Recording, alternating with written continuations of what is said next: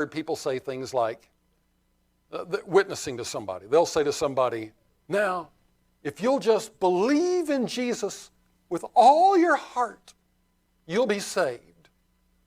Now, I never say that to a person that I'm witnessing to, because I'm always afraid that afterwards the devil is going to come back behind me and say, oh, but now, did you really believe with all your heart? And it's going to undermine their security because they're worried that if I really believed with all my heart. I can see the devil using that in a person's life to cause them trouble afterwards. But I do realize what statements like that are focusing on, that salvation is faith alone, but it's not a trite faith. There is a kind of faith that does not save a person. There is a kind of faith that is not saving faith. So what kind of faith is saving faith? Let me give you a verse. I think Paul describes it very well. In 2 Timothy 1:12, he says, I know whom I have believed.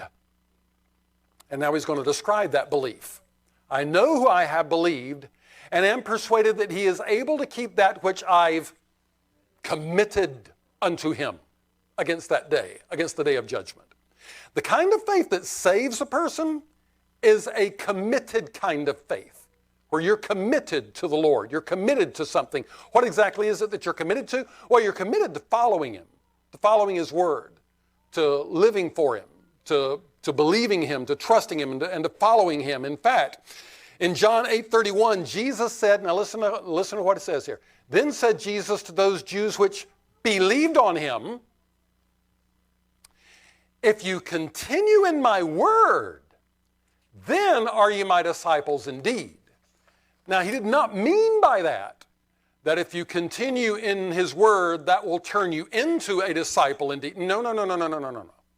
What he meant was, if you continue in his word, that will reveal whether your belief was the belief of a disciple indeed, or if it was just some trite, flippant faith that isn't really committed.